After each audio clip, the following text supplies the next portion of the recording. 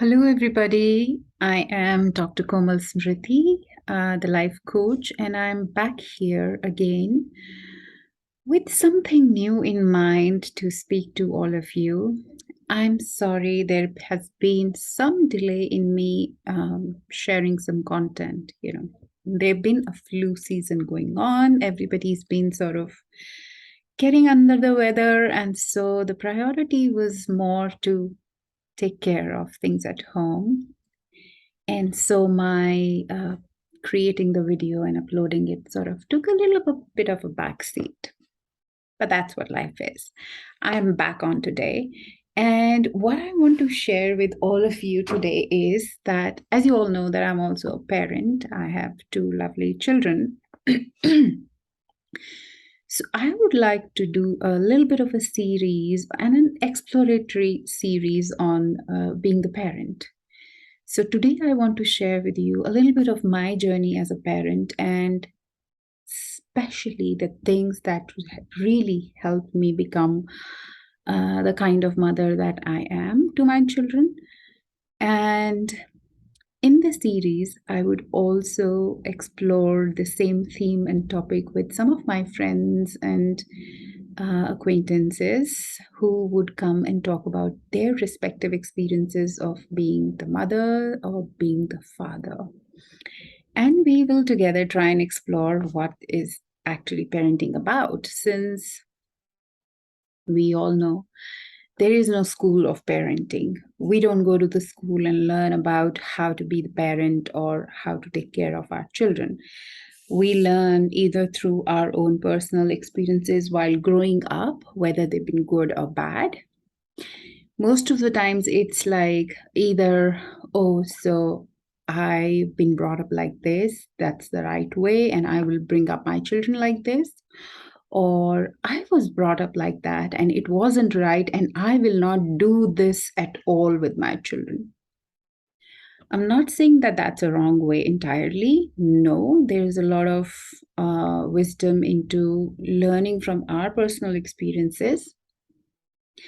But we cannot always sort of implement the same tools and techniques to our children without thinking through logically, because they are a completely different generation. We were born in different times. The priorities and exposure of our parents was different from our priorities and exposure. The environment and culture around us was completely different from where our children are growing up. So we need to be mindful of those cultural, environmental influences, the different times that we are bringing up our children, because certain things that were done when we were younger just do not make any sense at all now. So learn as we go. That's how you learn to be the parents. But the good thing is that these days we do have a lot of resources that are available to us. I remember when I was expecting the first baby, my husband bought two books for me. And those books, were like full of a whole lot of information about children, childbirth, the growth of the child, the labor, and all of that. And I was pretty religiously reading and browsing through all those books. And I was feeling more confident, and I was like, oh, yeah, I've read the book. I know how it's going to happen. And it's so funny when I went into labor, first time pregnancy at my daughter's time, I was pretty confident. I was like, yeah, I know how it's going to happen. I'd read everything in the book. So we went in the hospital. I was admitted. And so we had to wait through the night because I was getting the contractions, but they weren't like severe enough that the child is going to be born. So I was very calm, very composed, doing my breathing techniques. And so contractions were coming. So I would take deep breath and calm myself. And then there'll be this relaxation period. But just after midnight, when the contractions and the pain started to increase, oh my God, I have no idea where all my breathing went away. I don't even remember completely. All I know is that I wouldn't shut up. I was tiring everybody, including my husband, my sister in law, his friend who were there with me in the room. And because I'd read quite a lot, I thought that, oh, I know it all. And, these people don't know anything. And I was terrible, probably. And so the point is, and the point that I'm trying to make is that there are certain things in life for which, no matter how much we prepare ourselves to be, how much we read and think that we know it, we really don't know anything till we get into it, till we step into it, because knowing something intellectually is completely and totally different than knowing it in your experience. That is why the best way to become a parent is when you really have the baby in your hand. Yes, of course, you can prepare, and that preparation, it does help. You can have the right kind of information, but how you conduct yourself and how much you are able to hold yourself calm and composed while you're in the situation is what's going to make a difference in the kind of parent that you turn out to be for your children.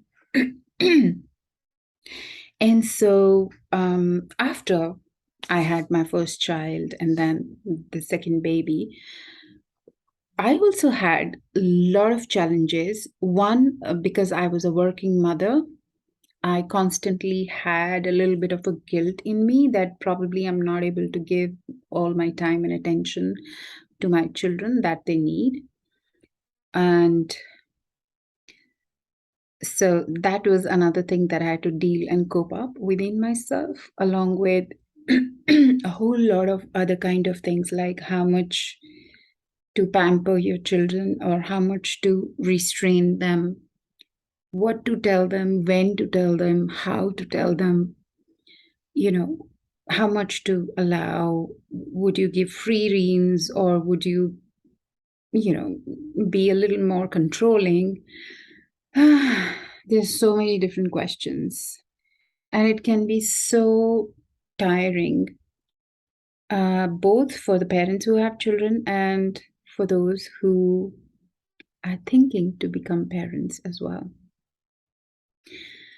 So I thought today I would share with you a few things that really made a huge impact in my growth as a parent.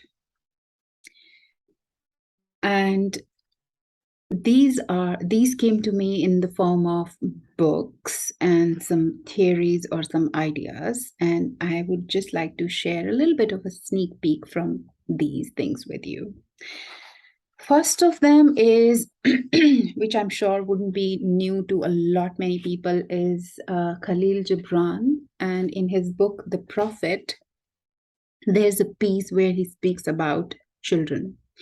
And I would like to share this piece with you and see that how amazing this piece is and how it helped me. I'll share with you later. So let me just read it out to you. And a woman who held a babe against her bosom said, "Speak to us of children." And he said, he is Al-Mustafa, "Your children are not your children. They are the sons and daughters of life's longing for itself. They come through you, but not from you. And though they are with you, yet they belong not to you. You may give them your love, but not your thoughts, for they have their own thoughts. You may house their bodies, but not their souls, for their souls dwell in the house of tomorrow. which you cannot visit, not even in your dreams. You may strive to be like them, but seek not to make them like you.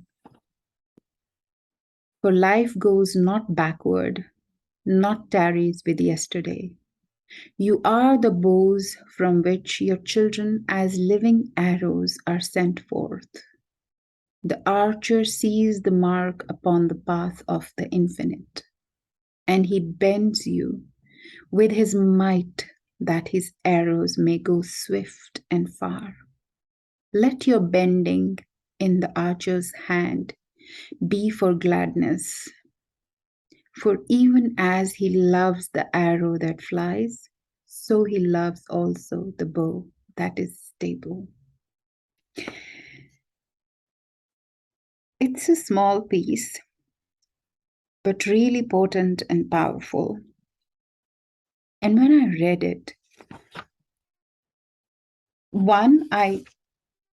it soothed me quite a lot because I didn't need to shift my thinking quite a lot to understand and agree this piece of writing about children. It sort of resonated already with what I believed about, what is my role as a parent in my children's life. And so I was like, yeah, it's okay. That makes sense. So this was more like a sort of a validation for a whole lot of things that I'd already been thinking and doing for my children. But what I really liked in particular in this is that these words speak about you not trying to be the owner or be the controller of your children, but rather the caretakers. Like you are there to support them, to nourish them, to provide for them, but not to really own them. Which means that as parents, you need to be there for your children, not with the fact that, oh, tomorrow they will be there for me. Without that expectation. Because tomorrow you don't know what destiny they are born with. What is their purpose in life? What is it that they are going to serve? And it could be larger than you. It could be beyond and outside the boundaries of your own home. It could take them to far-flung countries or to different spaces. So, yeah, to bring up your children without letting them be burdened by any expectations from you. I know it sounds easy, but it could be very difficult to do. But that's the whole point, is to bring all of these words into actions. I love this line where it says that you may strive to be like them, but seek not to make them like you. And when I look around, I see so many people who are so deeply attached to their own ways of thinking about life that they do not leave any space for their children to have a new mindset or a new way of being and thinking. As they are the future, they are the ones who are going to be taking forward legacy, if that's the word we want to use. But are they going to be carrying forward some past legacy, or are they going to be creating their own path and their own legacy for them? Because most of the times in many cultures, it happens that children are just expected to fall in line to a certain way of being, certain way of conduct, certain thought processes. Oh, this is how we do in our house. This is how we do in our families. This is how we do in our culture. This is how we do in our religion. This is how we do in our custom. and which means that there is no place for a new thought to germinate, a new way to appear. Like, this is not allowed in our family. Well, that's so much opposite to this line, which is suggested by Khalil Gibran. And there's a whole lot of value in being more flexible for your children, letting their thoughts grow and emerge, and if not always just blindly following them, then at least giving them the space and room to express what is it that they want to express and to question. I've noticed and observed in certain cultures or in certain families, children are not encouraged to ask questions. Rather, if they ask more questions, they are sort of shunned and they are sort of rebuked for asking a lot of questions. And what that does is that sort of kills the very essence of a child. And that takes me to the second book, which absolutely shifted my perspective as a parent. And this is a book called The Book of Children by Osho. I personally feel, after having read this book, that every parent, every teacher must read this book. This is such a easy read, and it is so amazing. It's like a Bible for parenting. And right at the get-go, this book speaks about the qualities of the child. That's the first chapter. Like, what really is a child? Let's take some time and try and understand what are the qualities of a child. And there are three qualities that Osho explains in this book. One is playfulness, then is intelligence, and then is innocence. So the characteristic of a child is to have all of these three qualities: playfulness, intelligence, and innocence. Which means if a child is playful, has innocence, and of course, they all have intelligence, but they have the opportunity to explore and exhibit their own intelligence, then they are physically, mentally, spiritually, socially healthy child. And at any given point of time, if you see any of these characteristics is not playing out well in the child, you're able to see that there is something which is not right. There is something that you do need to be mindful of. So I wouldn't say much about this book. It's amazing. So here is it. Buy it, read it, and then tell me, what do you think about it? What has sort of connected with you? What have you found? And what I feel these books did for me was they gave me a perspective about being the parent. They developed some core belief in me about who I am as a parent, what my role is. And when I got clear about those values and beliefs in me, that started to show in my behavior, show in the way I be with the children. And that is why it's not just important to do the right thing, but also to have the right mindset and right thought process when you're being a parent. And it's not all just about the books or the philosophy or some poems about parenting. I also explored various different aspects through psychology as well. And so, though I did not study psychology in college, but I had a lot of interest in learning about psychology. So I read a lot of child development theories, and one which I would like to share with you and which I found really incredible because that helped me understand my children in different ages and stages of their life and develop my own way of like how in their different age groups I need to shift my way of being with them, or what are the things I really need to be mindful of, what are the things which are normal in that age and stage, and what are the things that are not normal, so that I can always sort of tweak and twist certain things, and I can sort of keep an eye on whether things are going fine with them or not.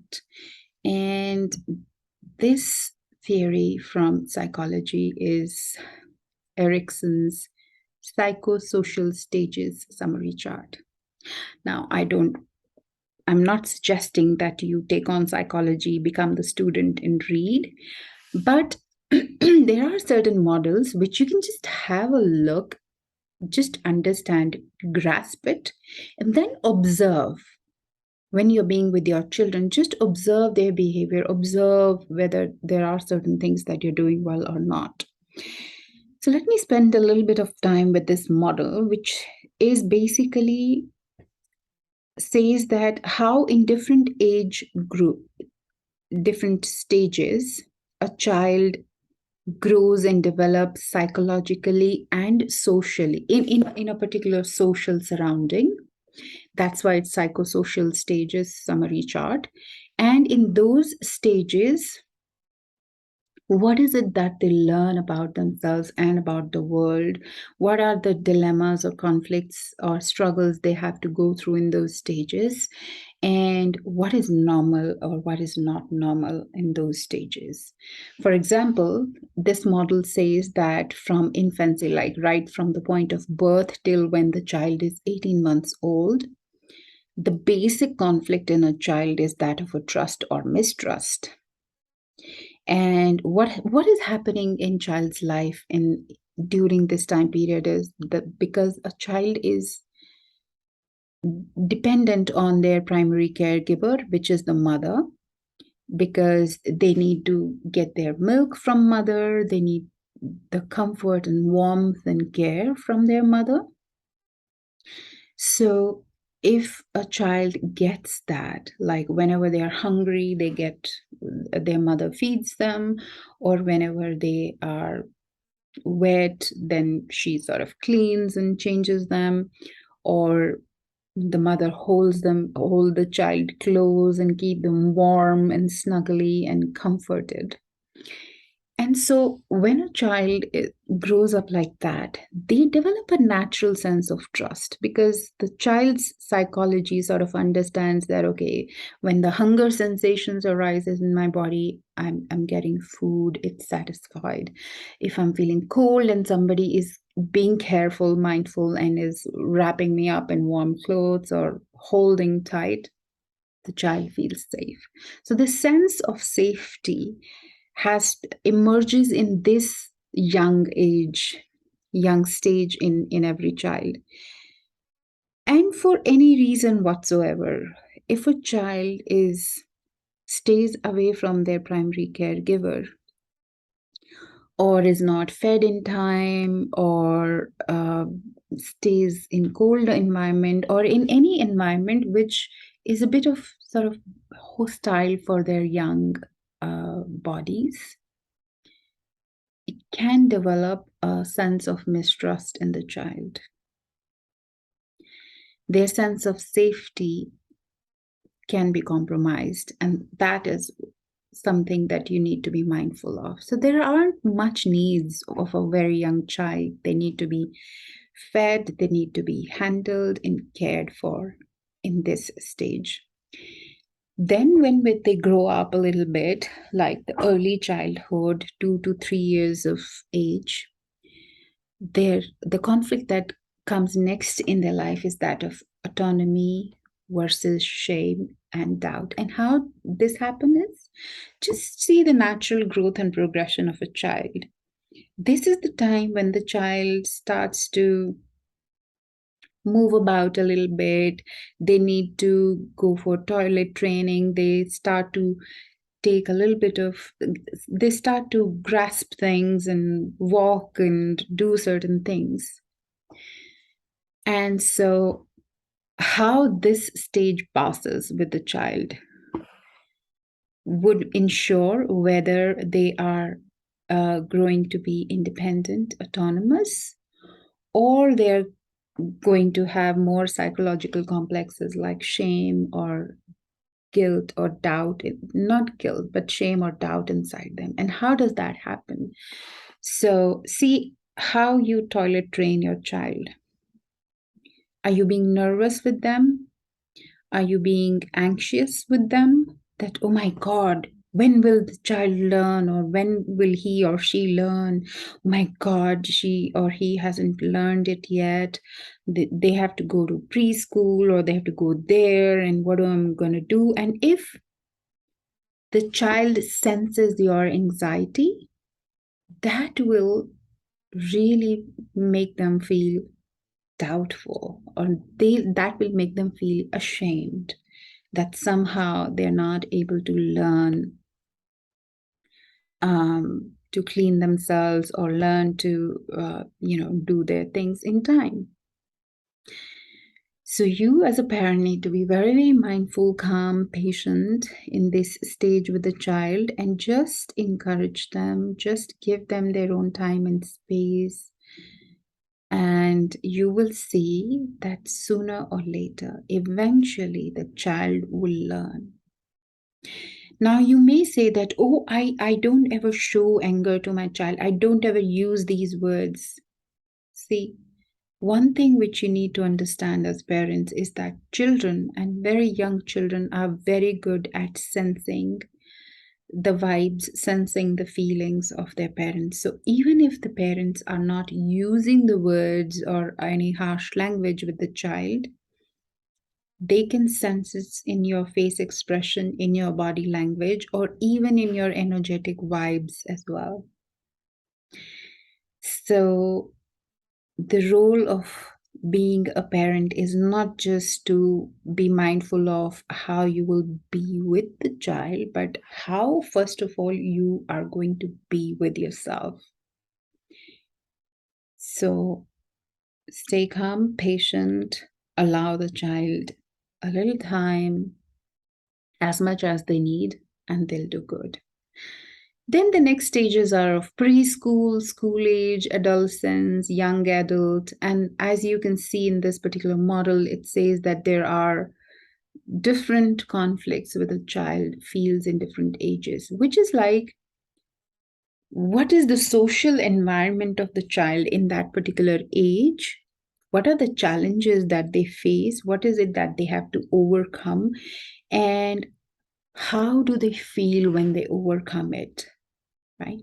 So if the child achieves something by doing their own efforts and by the support of the parents, and if they are encouraged well, they will develop more and more initiative. They will become more and more confident.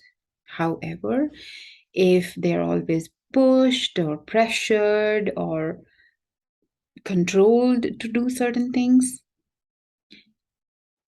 they would never learn to take the initiative. Rather, what they would learn is guilt. And all of these negative emotions, when they start to associate with them, sort of become the emotions that they start to identify more and more with. And one key aspect for us to understand is, like, sometimes it's very easy for us to say that, oh, this child is like never happy, never joyful. Look at other children, they're also happy, playful. What's wrong with you? Why don't you go out and play? Well, what sort of emotions you have helped your child learn and identify with?